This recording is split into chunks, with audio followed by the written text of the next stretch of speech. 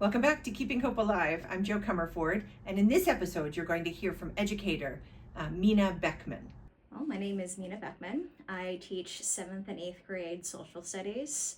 I've been teaching for 11 years, and I went into this profession because I am really interested in the way that students at this age are really trying to get a better understanding of who they are and their place in the world, and it feels really special to play a role in helping guide them towards that.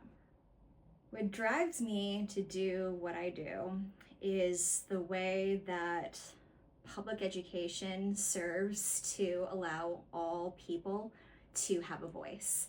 It gives all people the skills to be able to understand the systems that are around them and to be able to best advocate for themselves. Well, this past year, I had the opportunity to teach civics for the first time, which was so much fun. I really appreciated having the opportunity to not only teach students about our government systems and the way that our country works, but the way that they can advocate for themselves and better understand their own identities and their places within their communities.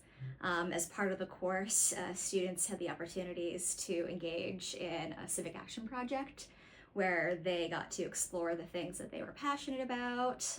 They did research on the issues that were impacting them, and ultimately ended up actually reaching out and advocating for themselves at whatever level of government they chose. I was really proud of the projects that they came up with, and it was really cool to see them kind of take the driver's seat with this, and me just kind of being on the side supporting with them with whatever projects they ended up choosing.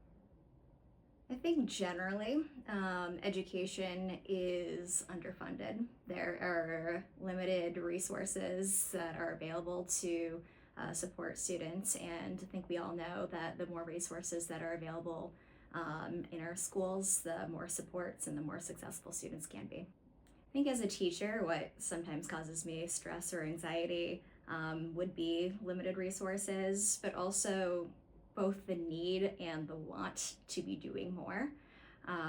Our students deserve to have every opportunity to be successful, and sometimes it's hard to stop that, and you just want to keep going, and so finding that appropriate balance can be a little anxiety inducing. I think sometimes people's automatic reaction is, I want to make a big change, but change can happen on a smaller micro level as well. Ultimately, reaching out to people who have different perspectives from your own to seek to understand their perspective, but to also be able to share your own perspective as well, allows for those changes to be made at a more local level.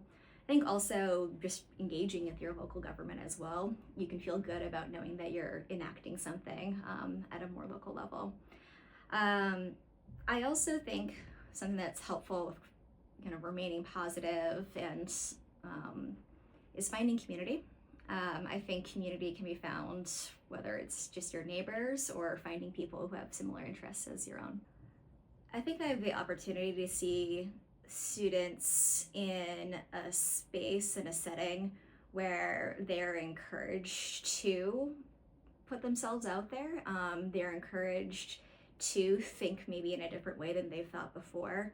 And throughout the year, I get to see their growth in their confidence in themselves and developing their own sense of agency and understanding themselves at a better level as well. And it's really special to see year after year this growth, and especially teaching 2 grades, I get to see it over a 2-year period as well. It wasn't just one teacher that I think inspired me to become a teacher. It was a series of teachers, and I think the common thread amongst all of them was that they had an unending belief in me and my classmates, and they pushed me and my classmates to do the best that we possibly could. There was no low expectation for any of us. They believed that we could do what we want to do and get the skills that we need in order to be able to advocate for ourselves, and those teachers at different levels pushed me to develop the confidence and to get the skills that I need. I think ultimately just supporting opportunities for more resources, whether it's volunteer opportunities, whether it's contacting your local legislatures to get more funding. The more support that we have in that way is going to better support our schools.